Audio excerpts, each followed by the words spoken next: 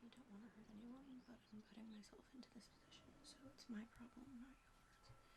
It feels sometimes like the pile of shit is too deep, and there's just nothing anyone can do, and I totally get that, but that's exactly why I want to try.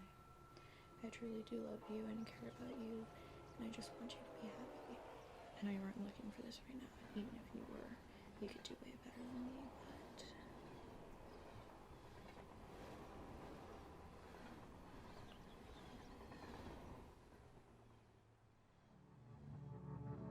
but history is on my side.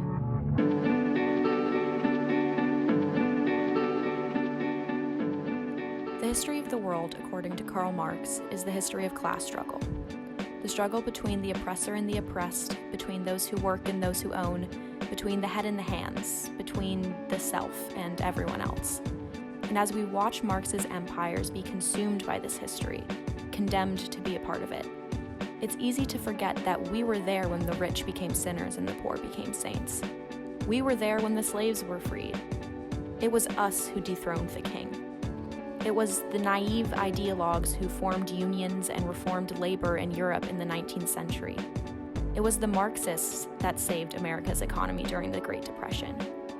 We are responsible for all of the union jobs, for all of the public houses, all of the food stamps, all the desegregated schools, and the dignity of all the workers in the world. We were there anytime society became more equitable, and we will be here forever. As our language changes and our labels change and our ideologies are reinvented, we will be here. That is our history, the history that we are a part of. Karl Marx, Jesus Christ, the Dalai Lama, Martin Luther King, Gloria Steinem, Bernie Sanders, Rosa Luxemburg, Angela Davis, Rosa Parks, the Prophet Muhammad, Robin Hood, Cornel West, Eugene V. Debs, Fred Hampton, John Lennon, George Orwell, Nelson Mandela, and me. Daisy? Huh? What were you gonna say? You just drifted off. What? How long ago? Like 3 minutes ago. I've just been sitting here. What were we gonna do tomorrow? You said you had to wake up early? Oh, you don't have to do anything, but I have to get up at like 10, which is very early for me. Because I shall be phone banking for Nina Turner, who is a person running for Congress. That's so cool. Thank you. Does that mean, we should wrap this then? What? No. Shh. It's like 1:30. The night is still young. You think this would help me speak to aliens? Yes, I do. Do you think they'd help us get out of this fucked up planet? Political economy conceals the alienation and nature of labor by ignoring the direct relationship between the worker and the production. They're the ones that are cynical. Like, just accepting things the way they are. There are all these polls, right? Like, $15, Medicare for all. And all that shit's got even the Republicans wanting it. But nobody can get it done. Ever. I feel like everyone gives Chavez a lot of shit for, like, limiting freedom and stuff. But it's like, I don't know, like, look at Lula in Brazil, right? Like, he tried to do it the right way. He allowed people to get news from anywhere. He let trade happen. He let corporations exist. And, like, look at him. He's in prison. And it's like, that's what happens when you try to change the system from within. It'll just crush you. I used to be a lot more, like, concerned with that sort of thing than I am now. Like, my purpose and how I connect to people and, like, what would make me happy. And even when I thought about, like, killing myself, I used to fantasize about the note that I'd write and like how I'd apologize to everyone or accuse people. And I used to think that I'd do it in like some incredibly dramatic way, like I'd throw myself off a bridge. I even thought like, let me just do this first. Let me just make this art project or have this conversation or like do something just to give my life meaning beyond me.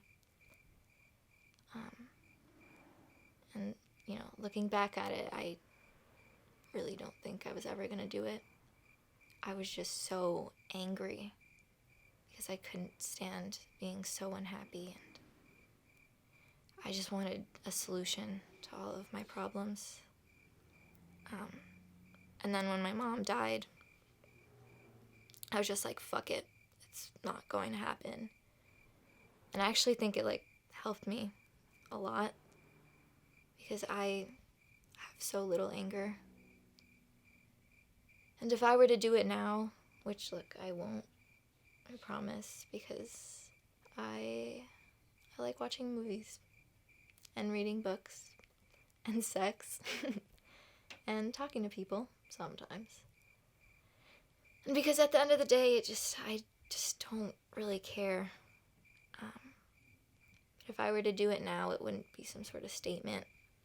I wouldn't care how they found me. I wouldn't write a note.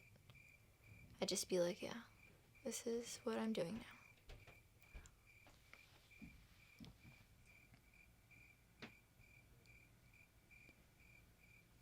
There's really nothing that I can say, but I love you.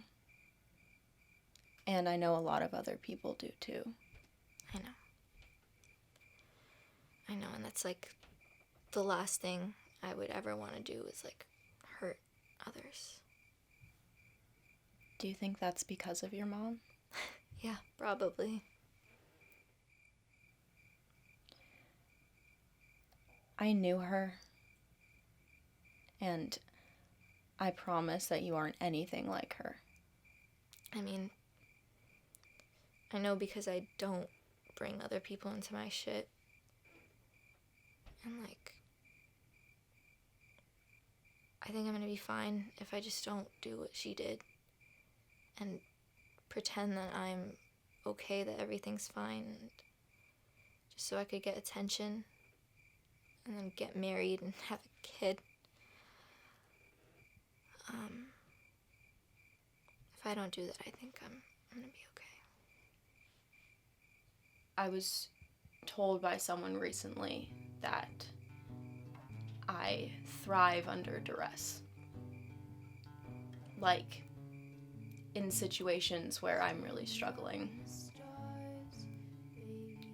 And I never thought about it that way before, but I think that's true. Like, I need to have a problem, you know? And I don't want to make it sound like I'm cursed or something, because there's something about that that's really great, you know? I kind of like that about myself, that I can do fucking anything and deal with any situation. But the problem with that is if I don't have a problem, I have to make one. And that leads to me fucking up so much. Like, really irreversible shit. Like people's lives. And no matter how much I do to try to help, I just keep fucking everything up. And I can't stop feeling like I'm this weight. Like I'm this force this, just weighing everything down. And then the world would be so much better off without me.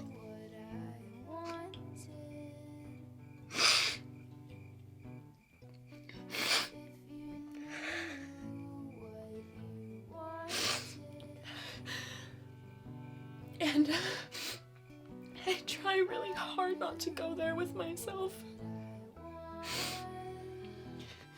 But I feel like the best case scenario for me is that I'm just a salesman. You know, selling people this bullshit dream. And that's good because they have a dream now, I guess. But it's all just bullshit.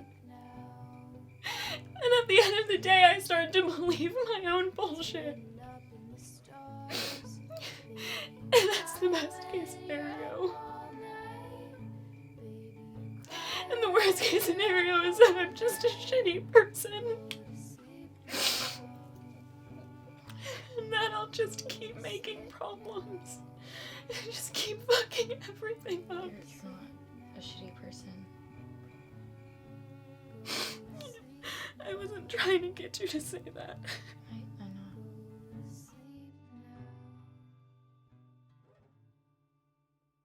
Hi, my name is Daisy. I'm a volunteer with Nina Turner, who's running for Congress right now. Do you have a moment? Hi, my name is Daisy. I'm a volunteer with Nina Turner, who's running for Congress. Do you have a minute? Great, thank you. So are you familiar with Turner and her policies? Amazing. Oh, really? That's great. Oh, thank you so much. Hi, my name is Daisy. I'm a volunteer with Nina Turner.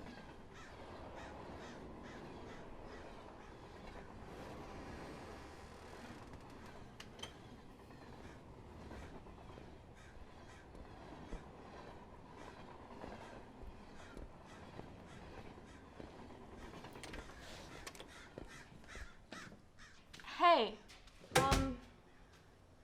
I'll see you later, right? Yeah, I'll see you soon. Okay, cool. We can continue hanging out if you want. I just finished my thing, so we could smoke again. I would, but my dad's a little worried, so I have to. Oh, yeah, no. Of course, don't worry about it. But I'll see you again soon, right? Yeah. Okay. All right. Bye. Bye. And I know maybe I just want to make life more complicated than it needs to be for my own selfish reasons. I'm sorry. But it just seems like you're really struggling, and I know you don't hurt anyone, but I'm putting myself into this position, so it's my problem, not yours. I feel sometimes like the pile of shit is too deep and there's just nothing anyone can do, and I totally get that, but that's exactly why I want to try. I truly do love you and care about you, and I just want you to be happy. I know you weren't looking for this right now, and even if you were, you could do way better than me, but